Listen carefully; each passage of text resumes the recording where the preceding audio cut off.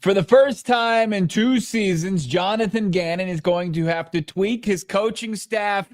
We depart with one coach. The other leaves for a decent job. We got to figure out who's coming in and who else is potentially leaving, Johnny Venerable. Yeah, the Cardinals poised to lose their best position coach. Plus, our guy Fran Duffy joins us live from the Senior Bowl. Is it time to begin our love affair with a certain edge rusher from Marshall? PHNX Cardinals starts now.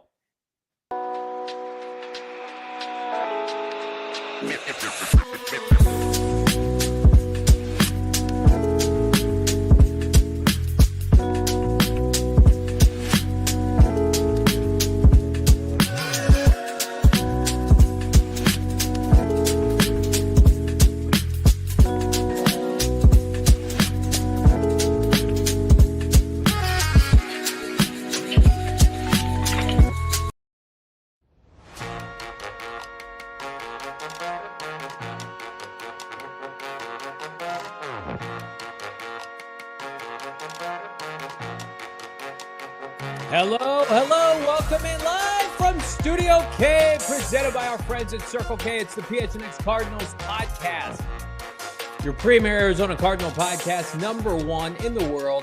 Like and subscribe, leave us a 5-star wherever you get your programming. I'm Johnny Venerable. He is Brack in Studio K. Damon, Dawg, producer extraordinaire behind the mic. Loaded show here on a Football Tuesday. Some real tangible Cardinal news to talk about before we get to it. Talking about our presenting sponsor today, our friends at Bet365. Download the Bet365 app. Bonus code PHNX365 when you sign up. Find out why, whatever the moment, it's never ordinary, Bo, with Bet365. Cardinals coaching staff, it's changing. Plus, Fran Duffy live from the Senior Bowl. Where should we begin, my guy? Oh, well, I mean, Damon, Dawg, and I reluctantly in studio. Usually we're braving the elements. We're in the cold in Mobile, but now we've got the luxury of a true draft analyst, Fran Duffy, right now. Go check out his draft guide, open to diehards right now. Go PHNX.com, 165-plus prospect breakdowns, including a couple developing, full-on, maybe even hard-launched bromances that we have with some of these prospects. Yeah, I miss when you guys would go to the Senior Bowl and you would have the burntest of burnt faces from the sun, and you would join us, and the sun would be going down, and both of you would look exhausted, and I'd be sitting here, in air conditioning, just saying, "Hey, give me the skinny." But we will leave it to the experts this year with our guy Fran Duffy. And to Bo's point, if you have not checked out his draft breakdown at GoPHNX.com, he is the All-City draft analyst this year extraordinaire. You got to be a diehard to check it out. I promise you. We're subscribed, it feels like, to every draft encyclopedia out there. And a lot of people do good work. I say you will be more convinced with Fran's work, all-encompassing, than with anybody else. It's just cut and dry. It's right there at your fingertips. Become a diehard now. Go PHNX.com. Yeah, tough to beat what's going on there. I can't wait to catch up with Fran, get the insight. At this time last year, Johnny, Darius Robinson was making a name for himself at the Senior Bowl. Who made a name for themselves today? We'll find that out. But then there's, as you said, actual news coming out of the Cardinals' Tempe facility, actually via NFL insider reporter Aaron Wilson. Aaron Wilson is reporting that the Cardinals are parting ways with their defensive line coach, Derek LeBlanc. His tenure ends after 2 seasons after coming over from the Miami Dolphins. They moved on from defensive line coach Derek LeBlanc. This is on the heels of yesterday. Sam Seifkis, who is moving on from being the Cardinals linebackers coach to become the defensive coordinator at Virginia Tech. So, and of course, we've got the connection of Brian Schottenheimer with the Cardinals offensive line coach, Klayton Adams for their OC position. But change is happening, but not on the side of the football that we necessarily expected after this season ended.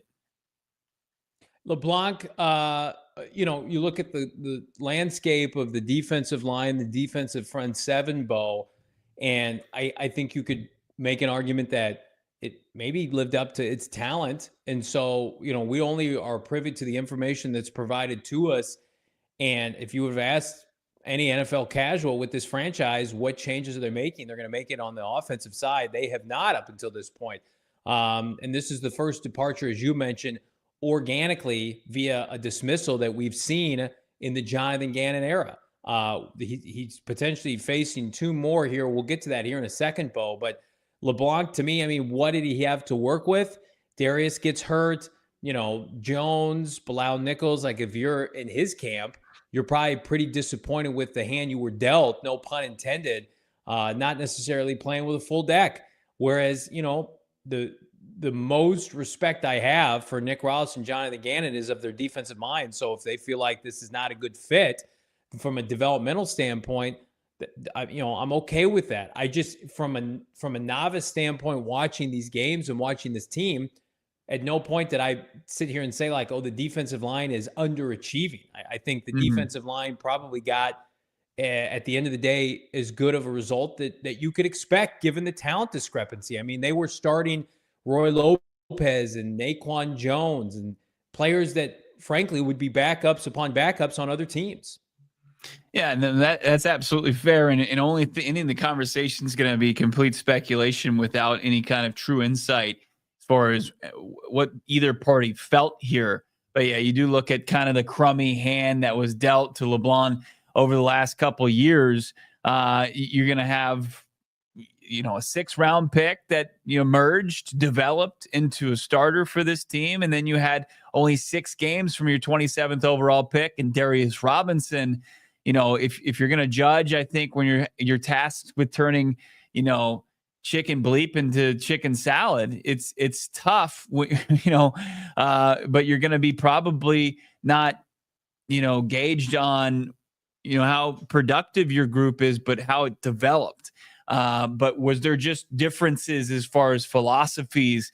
And I would just bet that that's probably the switch up here, maybe going just a different philosophical way as far as the position coach.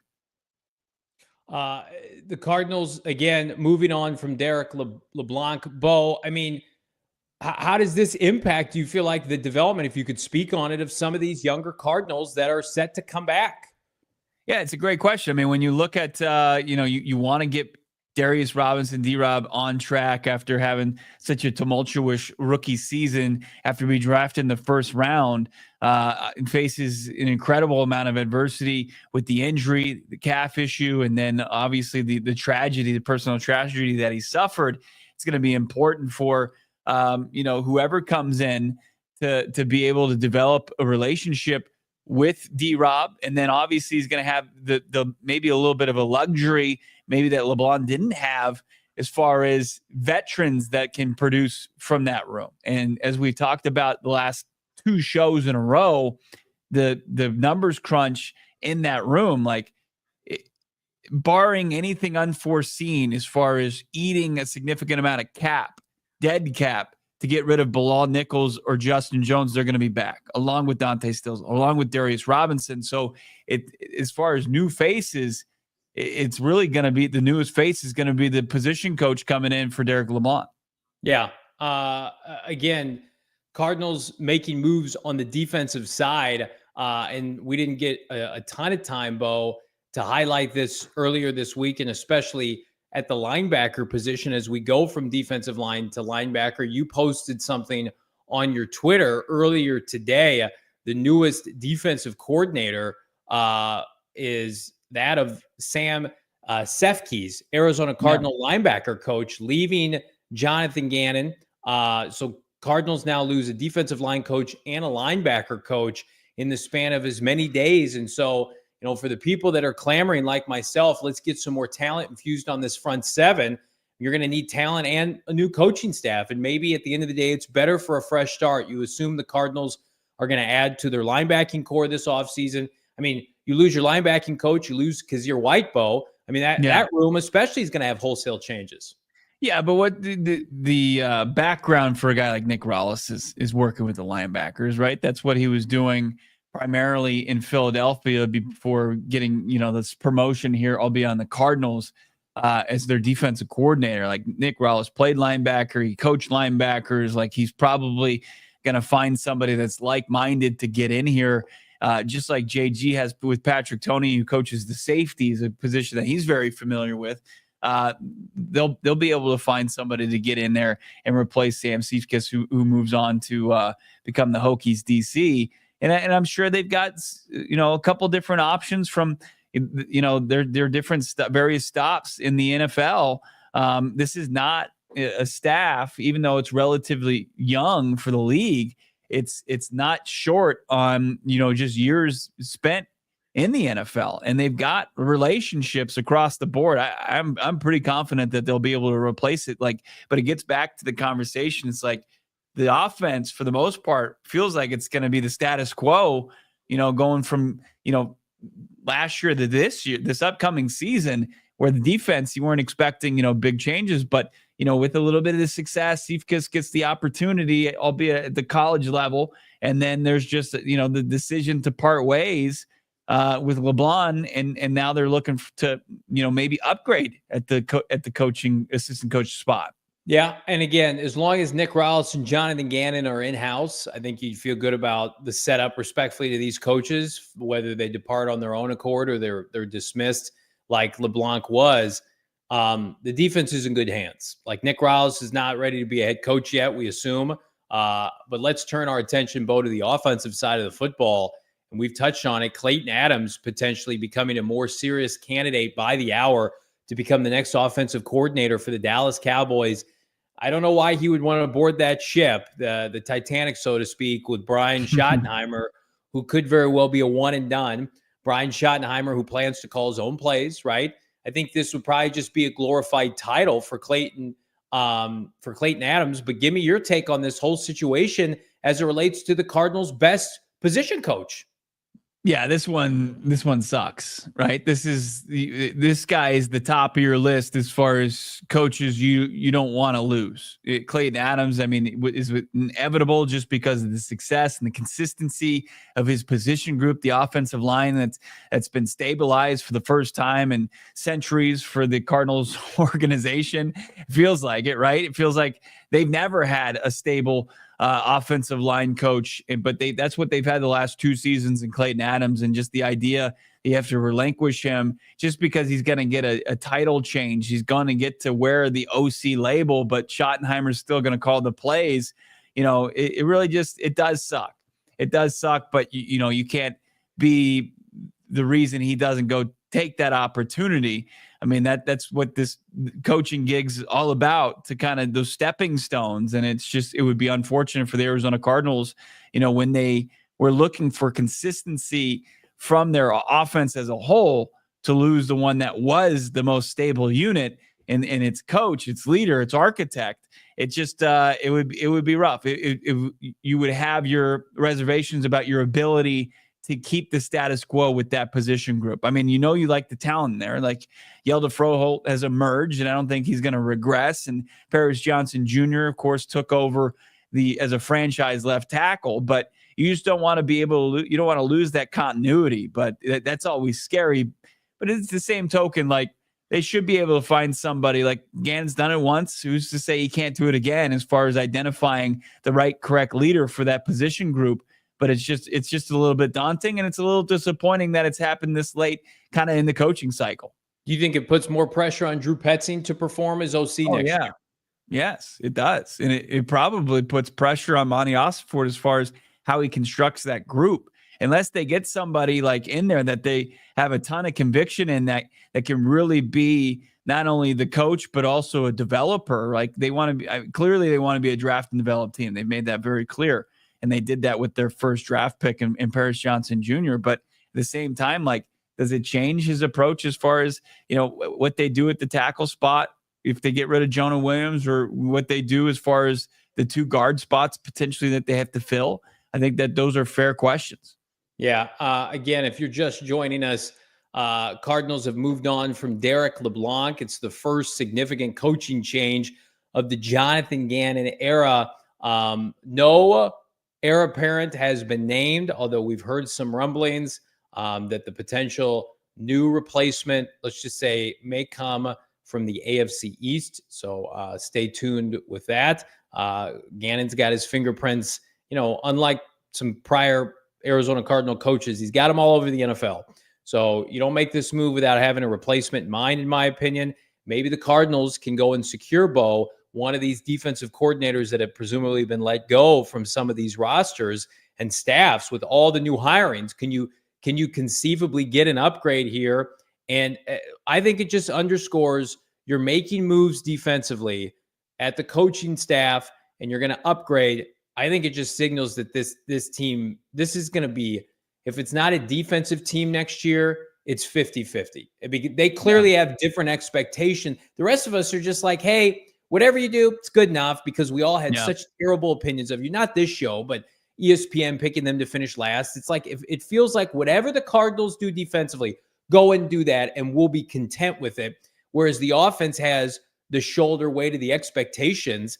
And that's why, I mean, Cardinal fans are literally, we're sitting here and they're like, I would rather lose the guy who's calling plays as opposed to the offensive line coach. And it just speaks to the nature of where we're at in the offseason, Bo. Yeah. No, I mean, it also speaks to, obviously, like, it's one of the more heavily scrutinized positions along with quarterback in the sport. Like, offensive, defensive play callers are under a microscope week in and week out, and you underachieve. And what's perceived is you obviously where the talent lies, and there's no denying that as far as draft capital and cap dollars, where it's spent. It's on the offensive side of the football, but like also to where we want the Cardinals to really improve in the trenches. There could be the two main position coach exit for different reasons. So like it's exciting that they want to upgrade at the defensive line coach, and then you couple that with the fear of losing your offensive line coach. So it's like, hey, get better in the trenches, but it's like, okay, but you're going to potentially have two different voices for those two very important spots.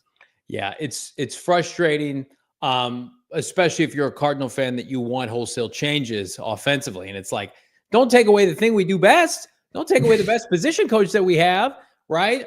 Cardinal fans thought, myself included, maybe they'd make changes at, position units outside of that offensively, quarterback coach, wide receiver, running, like figure something out, but don't take away what we do. This is the identity. Can you imagine Drew Petzing without a run game coupled with this passing game? It wouldn't look very good at the end of the day. So, and it does feel like, I mean, Bo, have you seen another name that has struck a chord with you that's like a legitimate candidate? I thought I saw like someone else's tight end coach. And while you can't dismiss anything with Dallas right now, I can tell you right now, if you're just taking a pool of Cowboy fans collectively, Klayton Adams is their choice to be the offensive coordinator. It's a wild time. Well, I think a lot of that, honestly, is based on the reaction from Cardinals fans seeing Klayton Adams name floated out there by Jonathan Jones. Like the reaction, like, oh God, like we can't stand to lose Klayton Adams. He was like the one coach that you could say is really successful here. And I think Cowboys fans just regurgitate that, say, hey, well, like if Schottenheimer's calling the plays, why don't you go get this guy to bring in here and stabilize the offensive line while, Schottenheimer calls the plays. And like, if you look at the rest of the options, I don't know if there was like a fan base clinging on to like stay away from our coach as much as maybe Cardinals fans voiced their opinion on social media for Klayton Adams when you put the report out there from Jonathan Jones for CBS, and then Jones reiterated that the next day. It makes sense for Adams. It makes sense for the Cowboys just because he wouldn't be the primary play caller, but it would be a step up. So as far as who could replace, I mean, but I think you just got to trust. Is like when I asked Gannon when the report came about Petzing, and Gannon sitting up there doing his year-end press conference. I said, are you already starting to think about successors for coaches when you end up inevitably losing them? He's like, you're always thinking about that. So he's got that guy is in mind. Like he's been around the game for close to 20 years as a coach. Like he's got relationships. I'm sure. It's like with the threat of losing a coach at any of these positions, he's probably got like a depth chart, like 3 to 4 to 5 guys deep. And then it just becomes a matter of who's available and who wants to come join the staff and who's the right fit. Yeah, it'll be interesting to see if they're able to make a change here in the short term if they've got somebody ready to go, Bo. We'll have to wait and see. Again, the Klayton Adams announcement could be imminent because they just hired their defensive coordinator. Matt Eberflus is joining Brian Schottenheimer as the DC for the Dallas Cowboys. So again, can you take care of your offensive side of the football here if you're Dallas before the end of the week? Because you got to have scouts and coaches combined at the Senior Bowl, at the Combine, for free agency. So a lot of moving parts. Good news for the Cardinals is they have both coordinators and their head coach in lockstep. We're in lockstep with our guy, Fran Duffy. He's going to join us right around the corner, live from the Senior Bowl. Is Mike Green all cracked up to be what we hope he can be? He's dominating right now. That and more coming up on PHNX Cardinals. But first, we'll tell you about our friends at Bet365. It's never ordinary. They've got 90 million users worldwide. The opening line for the big game started 1.5 in favor of Kansas City, has since moved to 2. And again, you can bet on that, plus a wider range of props, bets, and more via our friends at Bet365. How about you get on the Suns bandwagon here? Winners of 8 of 10. Just go Suns money line. A lot of people were on it last night. Big upset win over the Clippers. How about U of A basketball getting a big win? Again, you want to dabble on the hardwood or the final football game of the 2024-2025 season. Do it with our friends at Bet365.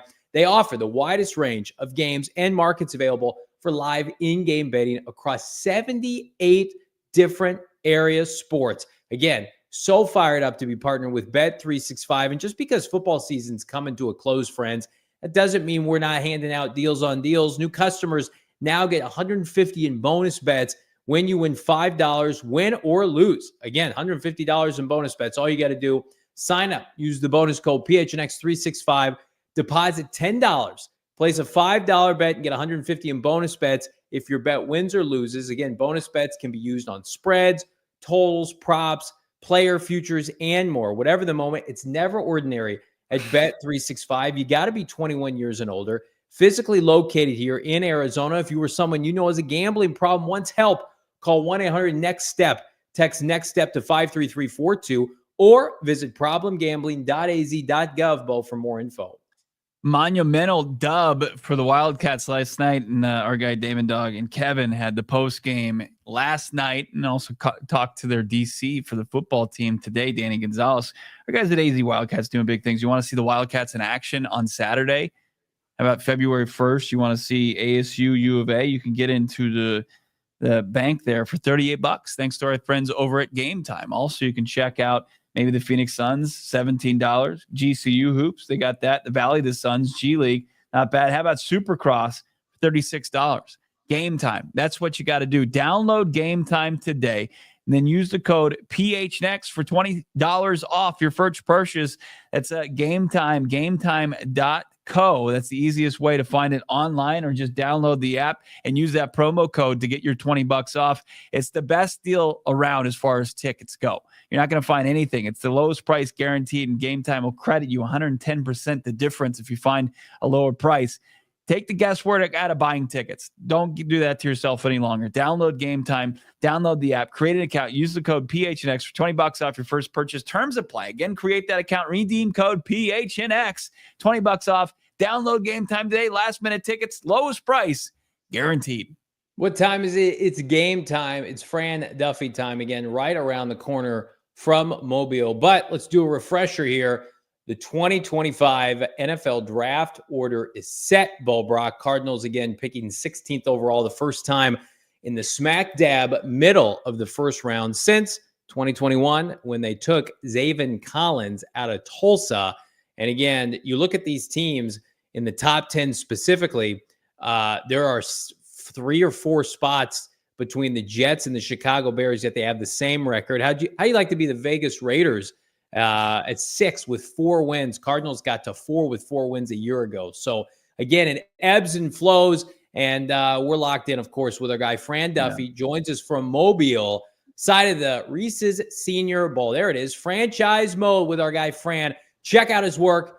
Go PHNX.com, our All-City draft expert here. Become a diehard. You get that read for free, and it is as good, if not better, than anything else you'll see Fran, what's the hot ticket? Not rumor, but who's a buzz right now at the Senior Bowl? One player that's got everybody talking just a couple days in. Yeah, that's a good question, Johnny. I think that right now everybody's really kind of talking about who is going to be QB3, in this draft, and I feel like there's a couple of options down here at the Senior Bowl, guys that could vie for that spot. Obviously, the biggest name is Jalen Milroe, the quarterback from Alabama. Had some really high highs and had some really low lows. When you see that bowl game, what he did late in the season, not some of his best film, but. And you turn on that Georgia game, and that was the first game I studied from Milroe this year, and he looked outstanding. And you're saying, all right, this guy could be like in the mix for the number one pick in what's a murky draft. And obviously, it just was not always that way for Milroe this season. But then you look around, Jackson Dart from Ole Miss, he had another really productive season playing for Lane Kiffin. He is down here. And then the guy that, our diehards will know this, if you go through the database, Tyler Shuck from Louisville is a guy that I'm a big fan of. If you told me 4 or 5 years from now that he was like the Kirk Cousins of this draft, goes off the board in the middle rounds and becomes a starter, I think he's a really good pocket passer. The sample size isn't great with him just because of injury. This is a guy that had 3 or 4 seasons cut short due to injury. He's a 7th-year senior. I mean, he came into college. He was Justin Herbert's backup at Oregon. This is how long this guy's been at the college level. But all the injuries that he had, there was nothing like hugely structural. It was like, kind of a fluky injury here or there. So it's not like, those knees are going to go on him or that shoulder was a chronic problem for him. So I think when you look at Tyler Shuck, he's a name I would keep an eye on as a guy that could go, in these middle rounds, potentially even higher if somebody falls in love with him. But he's a guy who has an idea of how to play the position for sure. Let's stick with Milroe a little bit, though. The measurables came out yesterday, the official Senior Bowl measurements, Fran. And Milroe, his hand size was a big topic, a conversation. Obviously, you're marrying the tape, the game film as you've got, and then also the measurables, and then the practice performances today. What did Milroe do in day one to kind of ease people who are concerned about, under 9-inch hands? Yeah, and that's going to be a topic of conversation. We know it's that time of year, right? That's how you know that it's draft season is when the hand size starts coming into play. The way I look at it with hand size, with arm length for offensive linemen, any of these metrics that you point out, it's not a problem unless it's a problem. And I think when you look at Jalen Milroe, when I watch him, I don't see problems with like controlling the football, right? And that's where when you're talking about guys with small hands, typically it's like, all right, if they get into adverse conditions, or even if it's clean conditions out there, does he have problems gripping the football, driving it? When he does drive it, does the ball placement waver? To me, when I watch Milroe, that is not really like his issue. His issue has been more consistently playing through structure and being able to go through things, and deliver with accuracy and ball placement. I don't look at it as like does he have the ability to drive the football scenario? And so no, to me, I don't think, Bo, that's going to be a huge deciding factor for me when I look at Milroe. But I do think that it's going to be a turnoff for some. But that's the way I always view those measurements. Is it's not really a problem unless it's a problem. Mike Green, by all consensus, is a first round pick, certainly in the top 20. With the early returns this week, is there an opportunity for him to solidify himself, Fran, the Marshall edge rusher that had 17 sacks, that was a transfer and dominated the likes of Ohio State this year? Is there a potential for him to be a Khalil Mack top 10 pick? Mack, of course, out of Buffalo once upon a time. Like, I know it's early. Are you seeing the kind of jump that could vault him into that category, similar like Quinyon Mitchell a year ago, coming out of nowhere? My guess is, Johnny, probably not. I think that when you look at Mike Green and the way that he's built, what the traits ultimately look like, we'll get a better sense of how he tests in a few weeks now, at the combine. But I think when you look at the way that he's built, he's kind of has like a little bit of a modest build. He's not. That's the thing with Khalil Mack. Is Khalil Mack was like, he was a brick house, was all power, had the ability to just torque guys open and drive right through offensive tackles. When I look at Mike Green, that's not necessarily like his style of play. He does want to win with hand fighting and kind of clear the edge, and he'll win with those speed rushers. He does a nice job of winning late in the down with effort. Those are all really, really good things. But I think when you look at guys that are going to take that next jump to go that high in the draft, typically it's because of like high-end traits. Typically the guys that are more like the technicians and the high effort players, they typically don't go that high. And so that's why I think it would surprise me. Now, if he turns out that he ends up dominating this week and then he goes to the combine and he tests better than what I anticipate, because that does happen. There are some guys that are just really good testers and just, end up blowing the doors off that thing. If he goes and has that kind of workout after a strong Senior Bowl week, then there's not a lot of holes he can poke in the evaluation. And in a murky class, that's where he can go a little bit higher than expected. But I think ultimately for teams that are like pure 4-3, maybe pure 3-4, and they just want that guy going forward, I think Mike Green is a really good fit off the edge. I've developed a bit of a draft bromance for Deion Walker, Kentucky. I'm blown away by, the size, the athleticism. I read, obviously, what you've put together, your scouting report on him as far as his flaws. He's red flags all over the place, but I'm it's like my buddies telling me you got to break up with her. You got to break up with her. There's all these red flags, but I keep going back. What can you tell me about Deion Walker? I saw him all over my timeline today. Showed off all that size, all that strength. Are you going to talk me in or talk me out of Deion Walker? I guess, are we talking 20 or in the first round? Are we talking at 16? Put a ring on it, Bo. Jeez. If we're talking second round, I think I'm on board there. I'm on board with taking a swing at that point. I think when you look at Deion Walker, number one, you saw the measurements. He's 6'7.5", north of 350 pounds. But I'll tell you, I saw this on film, but this is my first time being around basically all these players, up close and personal. And one of the things I'm doing, I try and get to practice early, and during warm-ups, during stretch periods, during special teams periods, I'm just sitting here in the stands and just trying to body type guys. I get the binoculars out and I'm looking at how are these guys put together. And the player that kind of comes to mind as I'm watching Deion Walker, I was around Jordan Mailata for his first few years, the left tackle for the Philadelphia Eagles, and he's 380 plus pounds, and a guy that has abs, doesn't have fat on him. And, I don't know that Deion Walker is that put together, but when I look at him, I don't look at a guy that looks like he's 370. He carries the weight extremely well. He's got really light feet. He moves well. There's a reason a guy that big, they would stand him up and line him up off tackle. They did some really unique things with him when he was at Kentucky. The big thing is that he just plays too high too often. And that showed up on film, but then also showed up here. They did a compete drill at the end. And that's one of my favorite parts of practice here in these all-star game settings is, all right, after practice is over, let's get everybody huddled up at midfield. And we're going to do one rep of wide receiver DB, one rep of running back versus linebacker, a tight end versus safety, and an offensive lineman versus defensive lineman. And it was Deion Walker got called out to go up against I believe it was the guard from Sacramento State. I'm like, all right, this should be now that guard. This is a guy that started at Georgia. He was a former big time recruit, right? So this isn't some 0-star guy coming in. But at the end of the day, I'm like, all right, this is a really good matchup here. Deion Walker popped right up out of his stance and never got off the block. And so the offense wins, and the defense all had to do 25 push-ups. So it was like, man, that's exactly what Deion Walker does on film consistently. So he's got some things that he needs to correct. But if he gets with a coach that can correct those things, you're really cooking with gas, because there's not a lot of guys that are that big with the feet that light.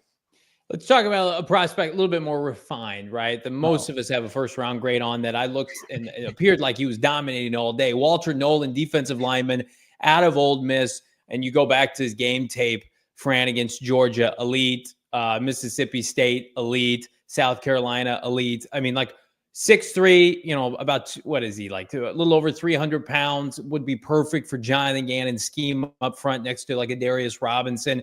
You have a pro comp for Walter Nolan. First of all, do you like pro comps? And can you give us one? Because I watch him now. I'm like, is that Fletcher Cox? Can we get another Fletcher Cox here? Yeah, so I do like comps. I think comps can be an important, as long as you you kind of you use them correctly. I'm and irresponsible understand, with what Toms. I'm throwing them out like candy. be responsible. We when we talked last week, it was like talking about the Cam Scatterbo thing, right? And I think that when you're looking at comps, a lot of the ways that sometimes I'll look at it and it's pure height, weight, speed, like physical attributes. This guy is built exactly like this player. He moves just like this player. Sometimes it's like a usage thing. Sometimes it's, this is the kind of role I think this guy can play in the NFL.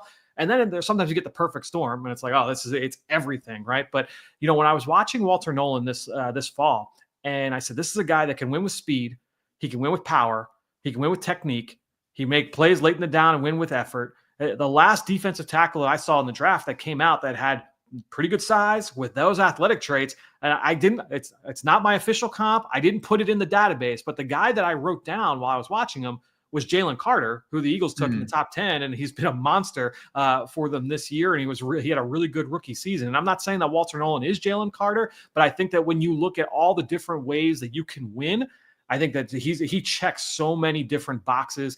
Last week, I was at the Shrine Bowl out in Dallas, and I was talking with J.J. Pegues, another Ole Miss defensive tackle, and he said he was just raving about Walter Nolan and said, this is a guy that came in and was just really smart. He transferred in from Texas A&M and spoke really highly of him. So that's I'll be putting those quotes into the database here in the coming days and weeks. But I think when you look at what Walter Nolan can do physically, there aren't a lot of guys in this class that have that talent. To me, he is a top 20 talent, physical talent in this draft.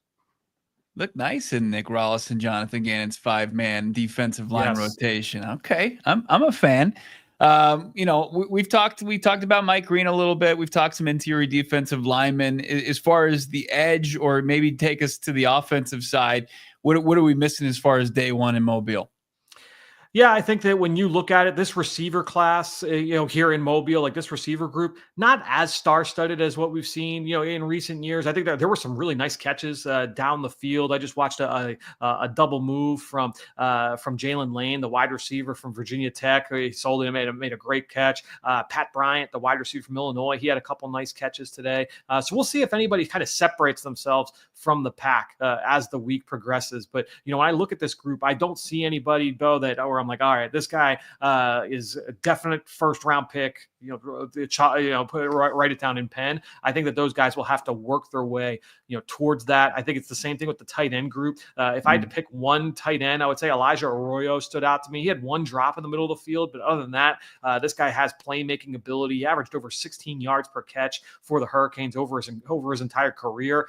Really only 1 year of impact play, and that was this year where he was essentially the top, the most dangerous target for quarterback Cam Ward in that offense. So as far as playmakers go, I would say that those would probably be the guys to keep an eye on. This is a pretty good running back group, and I'm interested to see if any of those guys separate from the pack as the week goes on as well. Yeah. Nobody tell Monti Ossenfort about the tight ends. Like they're set there. Trey McBride, they're good. Let's turn the clock back to last year. Obviously, Marvin Harrison Jr. didn't participate in the Senior Bowl, but Darius Robinson did. And I know a lot of people dogged on that defensive class last year. What do we have? About 15 straight offensive players taken last year in the first round. Where would some of the highlights of the Cardinals draft class last year fall into this group this year? Where would Marvin fall? Where would Darius fall? Maybe a guy like Max Melton. Like, clearly this is a meat and potatoes line of scrimmage draft. Just off the cuff, Fran, some of these guys for the Cardinals a year ago, where would they fall in the line with this class? Yeah, I think, Marvin Harrison would be the first receiver. I feel pretty good about that. Even if you look at Travis Hunter as just a receiver, I still would take Marvin Harrison Jr., that prospect over Travis Hunter, just the receiver, from a apples to apples standpoint. I think when you're looking at Darius Robinson, I had some concerns about Robinson in terms of all right, well, what is he? Is he? I thought he was a little bit of a tweener, right? Where it's like, is he a big end? I don't know if he's going to be quite that impact interior disruptor, on the inside. He grew on me as the evaluation went on. When I studied him in the fall, I didn't love him. He had a pretty good week down here in Mobile, and that made me go back and watch a little bit more. And I started to see what other people saw, but still didn't quite get to first round label there with Darius Robinson. With Max Melton, I did like Max Melton. I thought that he was probably like a cornerback 3, for somebody. I think you guys tell me, I feel like he probably outplayed that a little bit this year as a rookie. And it seems like the arrow's pointing up there. So I'm excited to see what he looks like in year 2. But, Tip Ryman, in this class, this is a pretty good tight end group. So I think that he probably would not go as high this year as he did a year ago. So yeah, I think it's a little bit of a mixed bag. Obviously, the big one is making sure that Marvin Harrison Jr. Gets on track in the top 10 pick. Yeah, no doubt about it. The decision for Cam Scatabo to not participate, is that something that is it a good decision? Are we going to see a unique kind of pre-draft from Cam, or you think he'll probably, like, how do you kind of forecast his pre-draft? My guess is, and I haven't talked to anybody about it, but my guess is it was like, all right, look, you had a long season, man. You were beat up at the end. You gutted it out in that playoff game. Like, you don't have anything else left to prove. That would be my guess, is that an agent got in his ear, and said that. That would be my best guess as far as Scatabo. I would expect that he's going to go to the combine and go through the normal paces. I don't think it's going to be like what Harrison was last year, where he sat out everything. So my guess is we'll get like the official height weights, and we'll get all the measurements and all the test scores from Scatabo here in a few weeks out in Indianapolis. So to me, I looked at that as more, this was we don't need to push it. You had an outstanding season. This guy left everything on the field in that playoff game, in that loss to Dallas, or to the Texas Longhorns. So I think when you look at that, that's probably what led to that decision. Why are people on my timeline talking about Dillon Gabriel, Fran, about how hard he can throw a football? Like, what? Like, come on now. What are we doing here? He's 5'10". He's a really nice college player. I appreciate he's out there competing. Like, are we talking ourselves into Dillon Gabriel because this class is so vanilla? What are we thinking? Yeah, in talking with people here this week, I think most in the NFL are looking at this as a late day 3 pick. I think that's kind of where we're at. There's probably a little bit of myth making there and some wish casting, hoping that he can be a little bit more. But and look, I agree with you, John. I think it's like a great college player, especially what he did this year for the Ducks. I mean, he was awesome for them, especially throughout the course of an undefeated regular season. But I think when you look at his pro prospects, he's probably more of like a high-end backup at best, as opposed to someone that's going to be starting material. And at the end of the day, I mean, we've seen it. Last year, it was you had a bunch of those quarterbacks go in the first round, and then we didn't see Spencer Rattler go off the board until round 6 to the New Orleans Saints. So, and Rattler was a much better prospect than what we're talking about with Gabriel. And so I would be surprised at this point if he went earlier than that. And that was the 5th, 6th round of the Saints. Streets are telling us he threw the ball 74 miles per hour. That's got to be incorrect, right? I mean, Joe Milton he topped out at like 64 last year.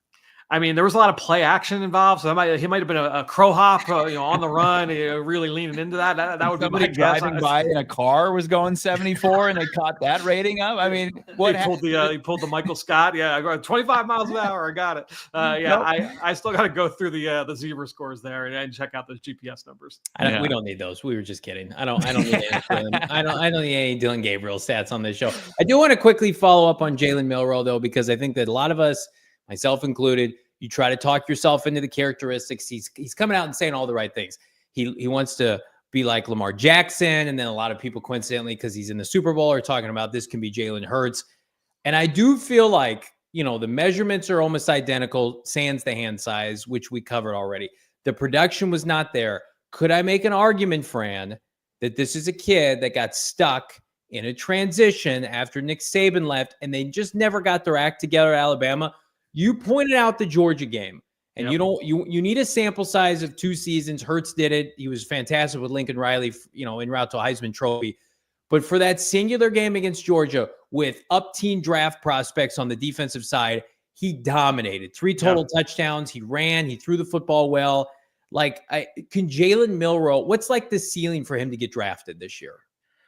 I mean, the ceiling is the first round. I do think that there's. I mean, we saw Anthony Richardson go in the top 5, and that was off of 1 year as a starter where he was up and down, obviously traits for days, right? And I think when you look at Jalen Milroe, look, there was a tweet from Jim Nagy. This is I want to say going back to the summer.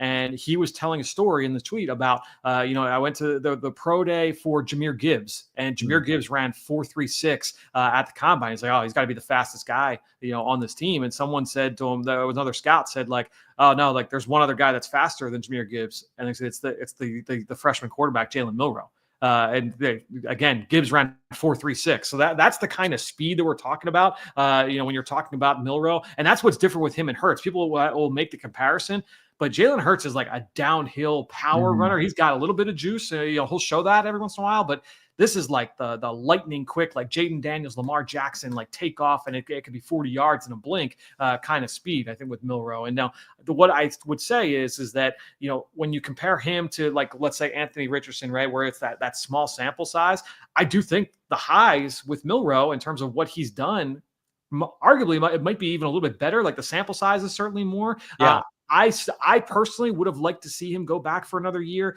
I don't think I've talked about it with you guys. I'm a pretty big proponent now in today's landscape with NIL. These guys are getting paid so much money where, go back, take that extra time. I mentioned Spencer Rattler earlier, and and I would point to Spencer Rattler, who, he did have extra eligibility. If he wanted to go back, I'm pretty sure he had another year. He ended up making like less than $1 million base salary this past year, holding a clipboard for the Saints.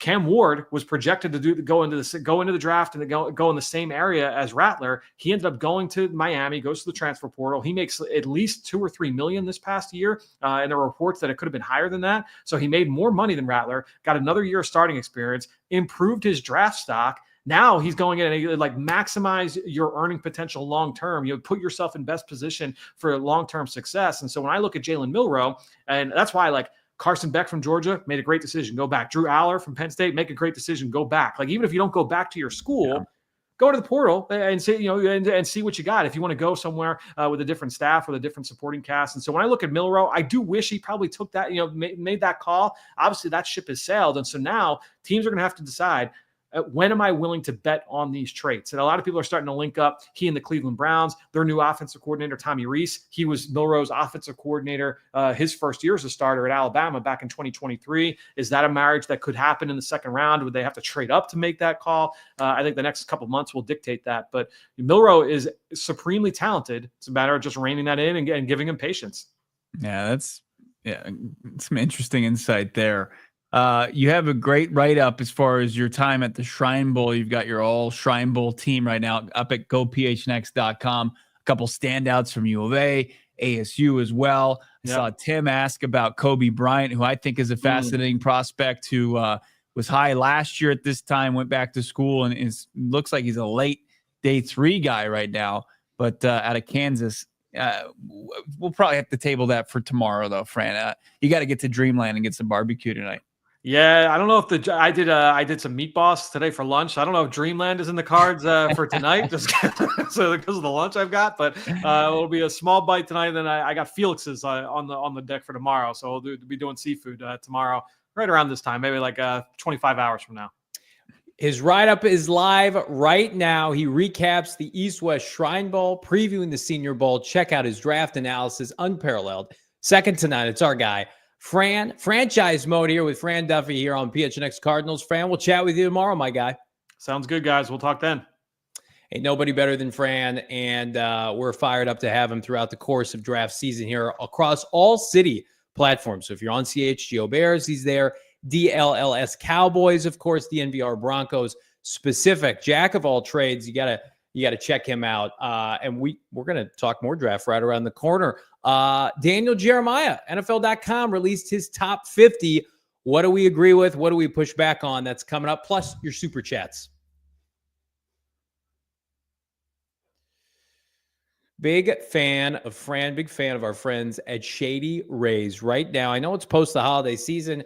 How about splurge on a pair of sunglasses that you don't need to splurge for? Because, again, 35% off using the bonus code PHNX.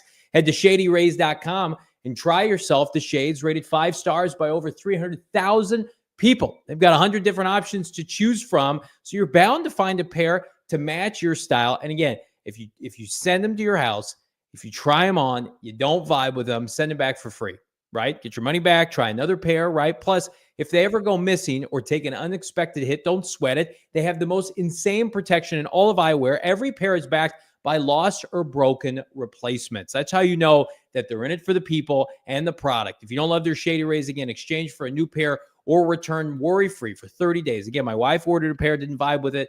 30 days, returned them, got a new pair. Love them, have them. Get them right now. ShadyRays.com, PHNX for 35% off. Try for yourself, Bo. The shades rated 5 stars by over 300,000 people.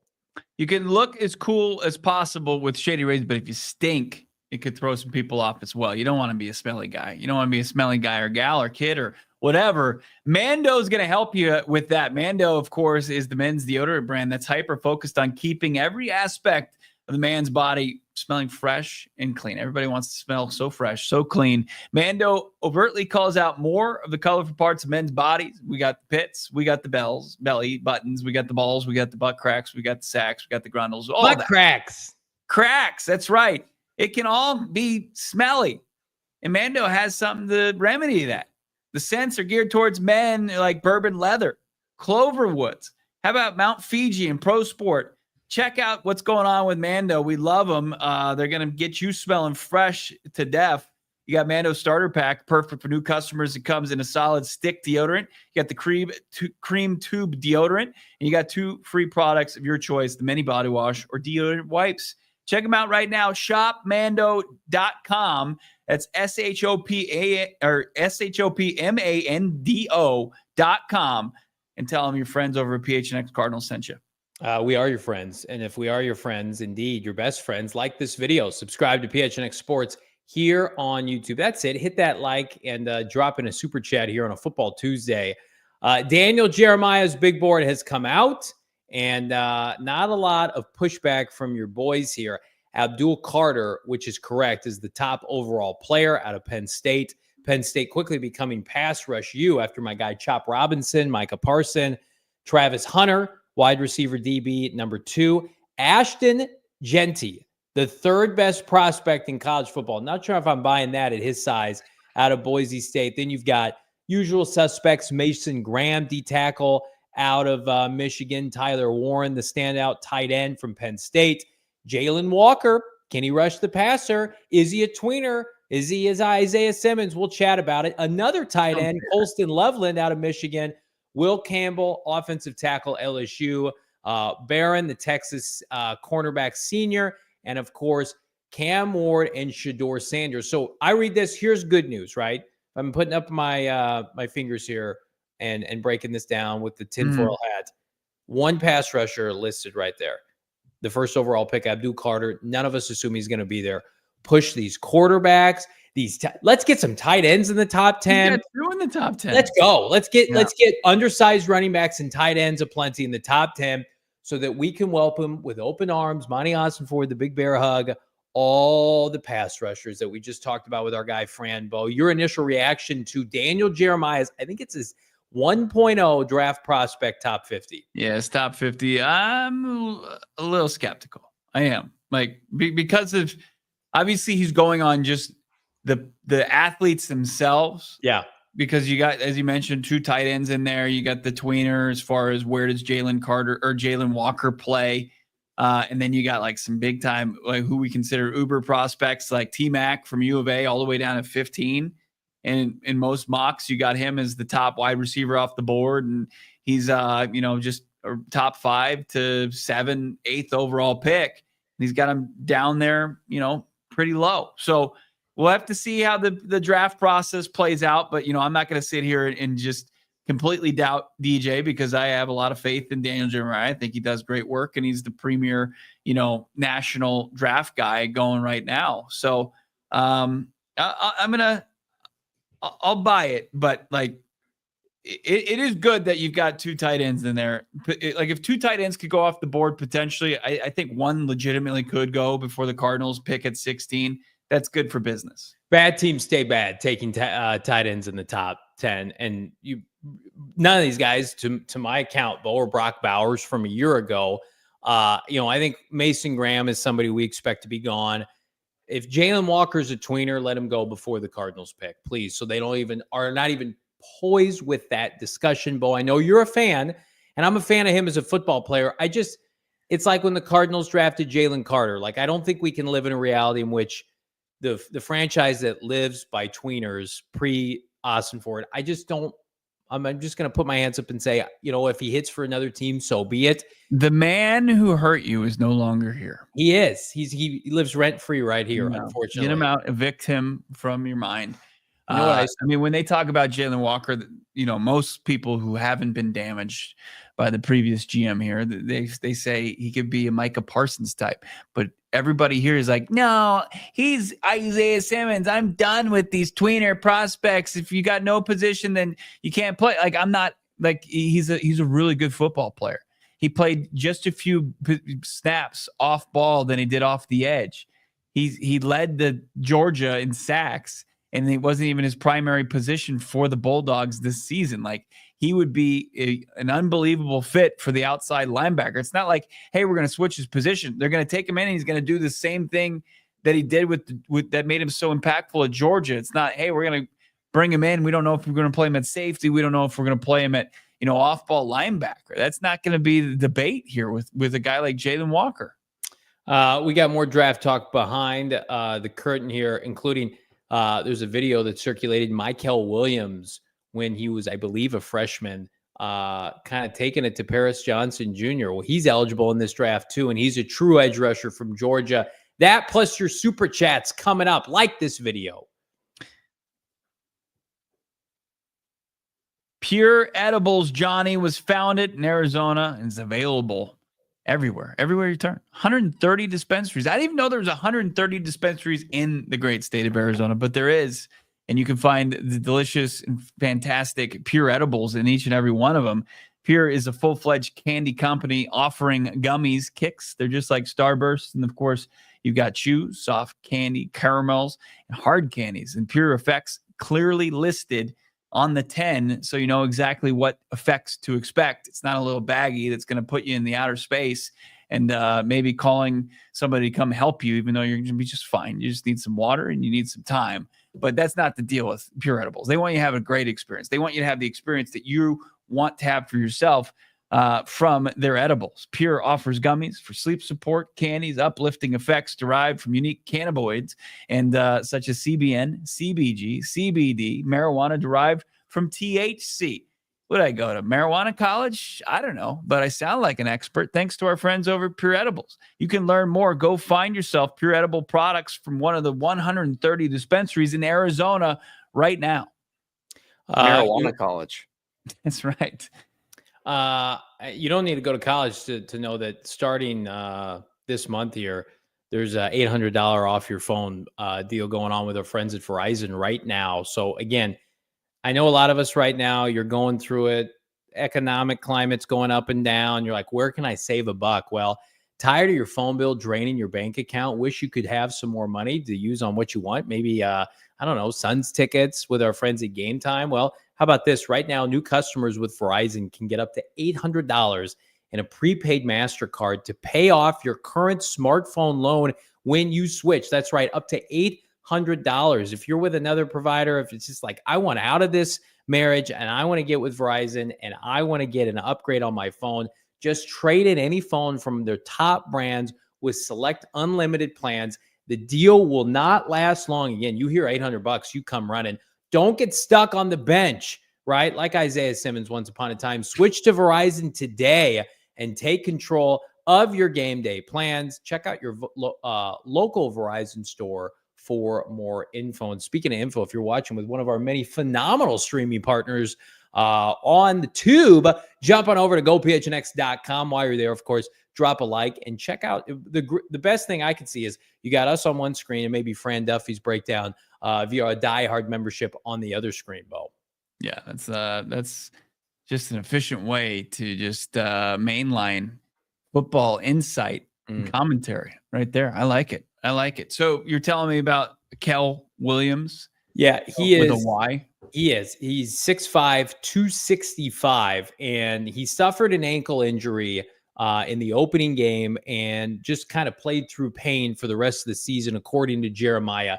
But he's dynamic off the edge, and his tape is solid this year, but before that it was elite. And I think this is the kind of player, like he's the 16th overall player. Like I feel very comfortable taking him, given his track record, given his resume, given the traits. Like if you're talking to me about a Georgia pass rusher, like give me the guy who projects as like it's a square peg into a square hole, right? I just want safe and easy, right? And for those that are concerned about injury concerns, it's like sometimes with top end talent, you got to roll the dice.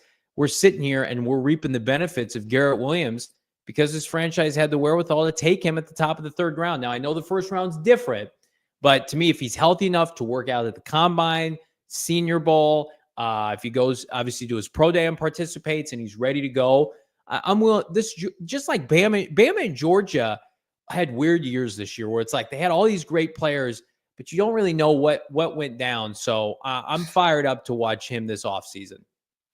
It wasn't that productive. I mean, it was 4.5 sacks, 5 sacks. And as you said, the analytics off the charts, playing through injury, grit. Can we say that about Mikhail Williams? Sure. Gritty. Let's do it. Yeah. But that's the thing. I mean, to your point about Abdul Carter, it's like him and then all the other guys are kind of lumped together. And as we tried to, get Fran to make Mike Green from Marshall into a top 10 pick, he wouldn't do that. And I think that's what you're going to have to it's different flavors for different folks out there. It's like the Mike Green, who was highly productive at Marshall and included some Power 5 schools like Ohio State. He had a good game against them. And you got Williams here. But he was injured, but he played in an SEC powerhouse, especially on the defensive side. That's just been an NFL factory. And you got Scourton from A&M. You got your boy Jack Sawyer. And it's like, you're trying to differentiate between all these prospects and then what's going to translate to who's going to be the most productive pro. James Pierce Jr. thrown in there as well. It's like that's where you're going to lean on Dave Sears, Monti Ossenfort, and their team of scouts to really decipher who's going to be the best fit for the Cardinals at 16. Are they even entertaining the idea of a guy like Jalen Walker? They're like, no, this Williams.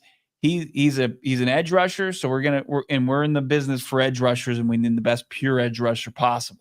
He's got James Pierce Jr., the phenomenal edge rusher out of Tennessee. He's got the measurements and the production 20th overall. Mm-hmm. Next up is Mike Green at 23, and still scrolling down here, Stewart, the Texas A&M backer, edge rusher. He is at 27, and then we've got another one. The kid out of Boston College, first name Donovan. I cannot pronounce his last name yet, and I'm not going to butcher it on this show. But that's it. Those are the top edge rushers in this class right now. No Jack Sawyer, right, which is all the way down at pick 40 for your boy. But again, I almost feel like outside of Abdul Carter, it's like, okay, let some guys fall. Let some guys get overdrafted. I don't think these quarterbacks are very good. These tight ends certainly are a luxury that, maybe some teams can or can't afford. Ashton Gentry, let him, run up some draft boards, literally and figuratively. So D tackle, edge rusher, just give me BPA at 16. And I trust Gannon and Rollis and Ossenfort to say, nope, he fits the best in my system. Just like this year, everybody's slobbering all over Cooper DeJean. And it's like, oh, we took Max Melton. Max Melton has a higher ceiling, respectfully, than Cooper DeJean. Yes, correct. Because he plays outside. He plays a premium position. Yeah, absolutely. When you look at the rest of this, when you see a guy like Jackson Dart at 40, he's right? No, he's just below. He's 41. 41. Yeah. And the Cardinals are picking in the second round somewhere around there. And Daniel Jeremiah has identified him as a top 50 player. Do you consider him if he's there? I think Dart probably won't be there just because of the value of the position. Yeah. He'll be probably a late first round pick at this point.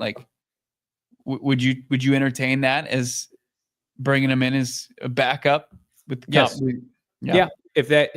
Listen, I'm not driving that narrative that's what I would do. But if I'm not Monti Ossenfort, I'm not Jonathan Gannon, I'm not Drew Petzing. If they sit there and they're wowed by this kid, or I'm putting Jalen Milroe for that too. I don't care what people say.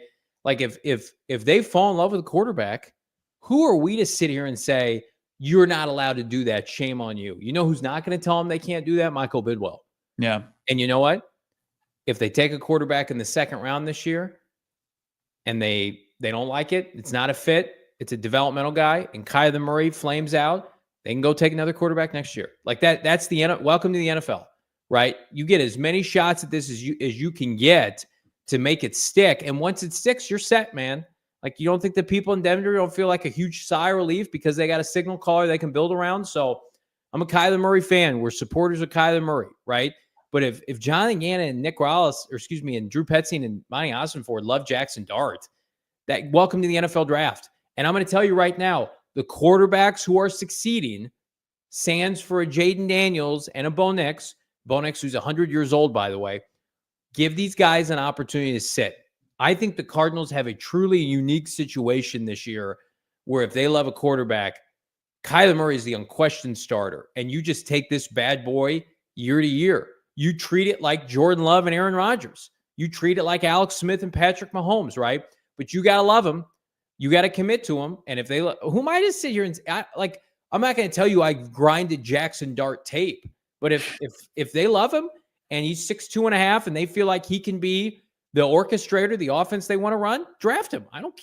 You can never go wrong by drafting that position. Bill Belichick, even in Tom Brady's heyday, would take a quarterback. It's made the Packers relevant for 30 years, right?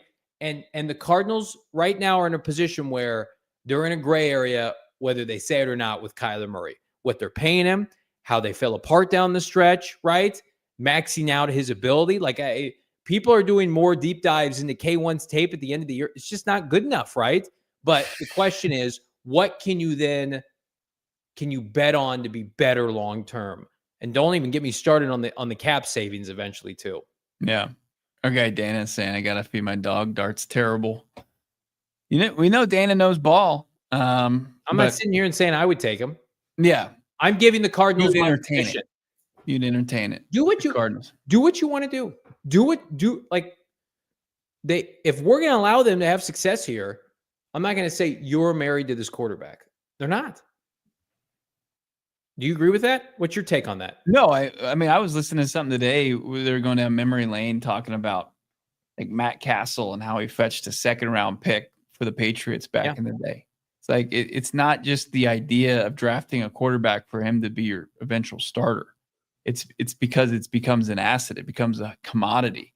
Like if you can develop and you do have the belief that he can play in this league and you happen to be there in an opportunity to draft him, like that can turn into more future draft capital for your team. That can turn into a lot safer net behind your quarterback than you currently have. Like if you think that like teams try to get away with discounting the backup quarterback position, but then when they're staring down in the face with having to start that person for a long time, then they realize that they should have taken it more seriously and invested a little bit more.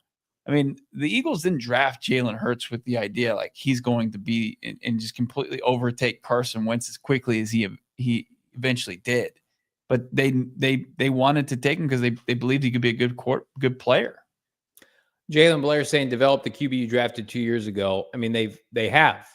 And I think we know what he is. He's a backup. I think he's a fringe NFL quarterback, right? Backup to a backup, practice squad. Here's where the Cardinals would do themselves a favor if they loved the quarterback and took one this year. They wouldn't put themselves in a position if Kyler Murray had another disappointing second half and then put a target on their back for next offseason if they wanted to trade him or whatever and just come into the slums like some of these teams. They wouldn't become the Jets and the Giants where it's like you're going out there and it's like Hunger Games style trying to get a quarterback. You'd be like, no, actually, we bought some insurance. We got a guy in the building we like. We're gonna try this out, right? And we're gonna take it year to year. Like I just feel like the Cardinals, if they like him, it's the smart thing to do. I think the only reason we're not talking more about it is because of the perception of this quarterback class. Yeah, the class is just, it doesn't match the amount of time you need to spend a conversation on it. Like as far as the strengths of this draft, it's definitely as far as it meets the needs of the Arizona Cardinals, whether it's, defensive line, overall the edge class. I think the floor is higher than it's been in a while, even though the ceiling isn't that high. And then you've got the interior offensive linemen. You got some good tackles this class, and those are to me, those are the four needs that you meet before really kind of making that. Like the quarterback would have to blow you away in order to. You have to fall in love with him. Yeah. And that was the topic of the conversation is if they love a quarterback, they will be allowed to take that player. And I think you could make a diamond with K1. You could find out if he would respond well to that kind of pressure. Alex Smith had a career year that year they drafted Mahomes. Why do you think that was? Or will he not respond well to it? I know, Jalen, you're saying that none of these guys are better than Kyler Murray. Nobody's of the talent than K1, right? But I mean, I think at this point, you just have to get creative and be open to everything. Just like Denver last year, I mean, they took probably the least talented quarterback in the first round that I can remember, and it worked out, right? I don't hate the idea of drafting Kyler Murray's heir apparent, or at least an understudy, to just try to get those wheels in motion and see what you have. And the best case scenario is Kyler Murray balls out, and we don't have to talk about Jackson Dart. And guess what? Nobody's complaining about a second-round pick used on a quarterback if it motivates QB1. Let's get to some of these super chats here. Trenton Smith, $9.99. Gambo says Cards only have $45 million to spend in free agency, not 70, 80 like it reports. Also, he says he doesn't think they will be aggressive in free agency. Thoughts? I disagree with both of those. And I mean, I like John. Nice guy. My opinion is both of those things are incorrect with respect to him. I don't buy either one of those things. The team has to extend Trey McBride. That's not going to be on the books until 2026. They're going to cut some players. They've already done some extensions that alleviate cap space. They're not sitting out free agency again. If they do, we'll roast them on this show. But if you think they're just going to run it back to what they've been doing, they're not. They've signaled that they're not. Yeah. I don't know. Gamble blocked me. I don't know what he says. I don't really care what he says. If most of the salary cap sites have them as like 65 to 70 in effective cap space. So I don't know if he's not projecting what the cap's going to go up to. Who knows? But I always find it interesting too. Like people always point to extensions, but as Johnny noted, like extensions typically open up a little bit of cap space, at least in the current year, and down the road, it kind of kicks the can. Can I ask everybody a question too? Who spends $90 million in an offseason? No one does that. Most of the teams that are active have about 50, 60, $70 million, right? These teams that have $100 million, they don't have any, there's not enough good players to sign. They can sign whomever they want. Money is not an object. That's where we start this offseason. That's how we evaluate them. I think the aggressiveness, like, will they aggressively pursue a player for one of their needs? I think that's what I would define as aggressive. I think when people say, hey, they're going to go on a shopping spree and they're going to get an edge, and then they're going to get a defensive tackle, and then they're going to get an offensive guard and an offensive tackle. I mean, I think that's where they're not going to be aggressive that way, but I think that they will attempt to upgrade the interior of the offensive line and upgrade either or interior defensive line and edge. But I've already outlined like my concern, like the numbers crunch defensive line group, that they probably won't like sign a couple players at that position. Like they're going to have to figure out what this future is with Justin Jones and Bilal Nichols. And the harsh reality is that it's probably them standing a little pat at that position. Josh, $5. Walker reminds me too much of Isaiah Simmons, not too much of Micah. Highlights look eerily similar. I have not watched a ton of Walker outside of just watching Georgia games as a casual fan. But Josh, I mean, when you put Micah Parsons tape on, I mean, it was evident he was one of the most violent players coming out of college football in like half a decade. Whereas Isaiah Simmons, for his detractors, and I was one of them, it was like, this just doesn't feel sustainable at the NFL level. Like what I'm watching does not feel like it will translate. So we have to figure that out. We have to have an answer to that in 4 months. What he was asked to do at Georgia and his physical traits, does he have the ability to have that translate into an every down edge rusher? And if the answer is yes, then take him, and I won't push back.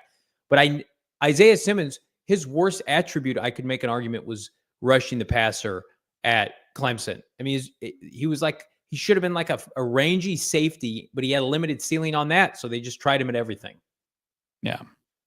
I think it's disrespectful. Okay. I mean, I think you can respect. I don't get this. Like when I watch the tape, I'm like, wow, he's way more violent than Isaiah Simmons was.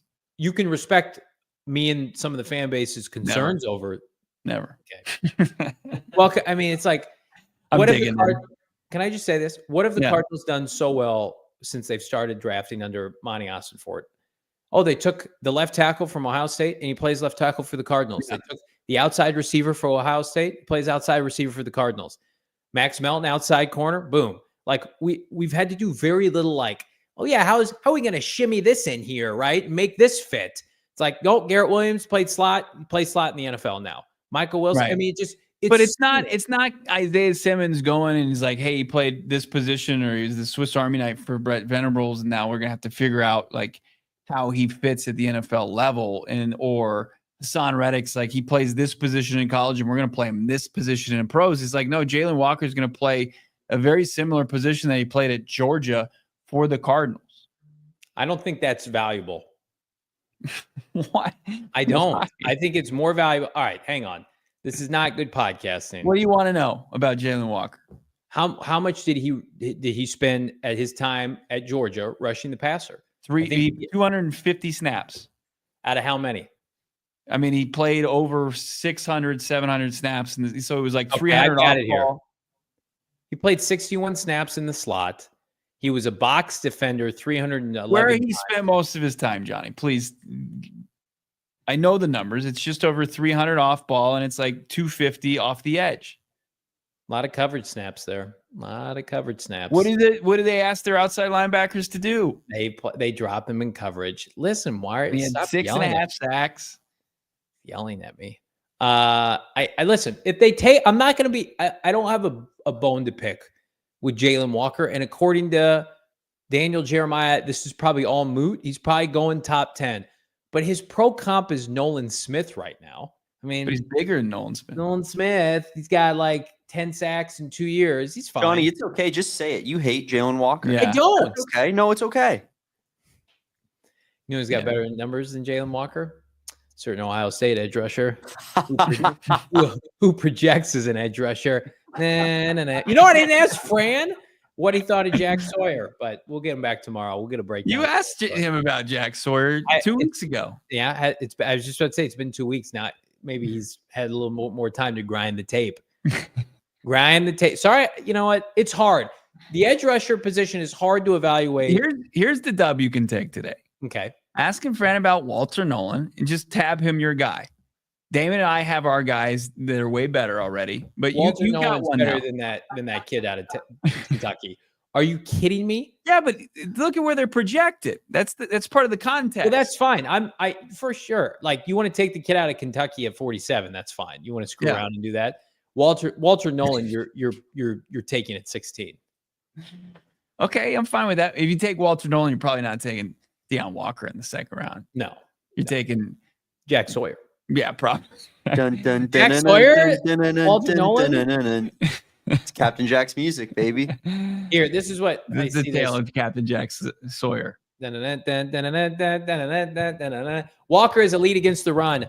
I don't care about that. I want somebody who can get some pressures and some sacks and finish with TFLs, not just pressures. Negative plays, please. Wow. Who is going to 11 TFLs this season? It's pretty good. Captain Jack Sawyer.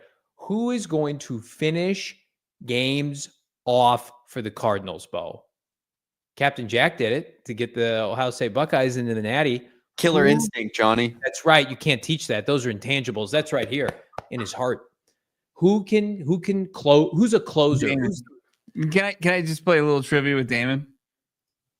I'd love to play trivia. Yeah. Who had more TFLs this season? Captain Jack Sawyer or Jalen Walker? Man, just by the way you're teeing it up, I think I'm gonna have to go Jalen Walker. Yeah, you'd be correct. Jack Sawyer had 9 TFLs this season. Jalen Walker had 11. But Bo, let me ask you a trivia question. Yeah. Who had more game-sealing fumble sixes? Yeah. Lego Man Jack Sawyer? It's strides, Lego Man strides? Or Jalen Walker? Yeah, well, I think we all know the answer to this. Who has the keys to Johnny Venerable's heart? Jack Sawyer. Can I just say this? Ohio State's defense, they gave up 20 points just 3 times this year. And 2 of those times were to Oregon. And he was the captain of that defense. So it's because he's Captain Jack. Captain Jack Sawyer. All right, you mateys, like this video, subscribe to PHNX Sports here on YouTube. So much good stuff coming up here. Check out Fran Duffy's work at gophnx.com right now. Drop us a like. Fran is back tomorrow, as are your boys. We got 3 more shows this week, and then you boys are en route to NOLA on Sunday. I will join you Tuesday night. And man, oh man, you should see the guest list that we've got on deck. Speaking of on deck, scrub the poop deck. On deck for PHNX Cardinals next week. And it is a who's who. Maybe some Cardinals, maybe some celebs, personalities. And if you want to catch all that more, you have to subscribe to PHNX Sports on YouTube and ring that bell for notifications. We're cruising to 40,000 subscribers, Bo. We're cruising. Can't wait to get there. So make sure you're subscribed. And also wherever you find your podcast, if you're an audio-only listener, we thank you. The silent majority there, they don't get to get their input there on the chat, but we love everybody who listens to the podcast, downloads it on a daily basis, and is listening to it. Give us a little 5-star, give us a review if you're listening on Apple Podcasts. But in the meantime, barring any breaking news, hopefully it's not the offensive line coach jumping ship to the Dallas Cowboys. We'll see, though. We'll keep you posted. Make sure you're following at PHNX_Cardinals across your socials. For Damon, Johnny, I'm Bo. Talk to you soon. We all silly like the mayor.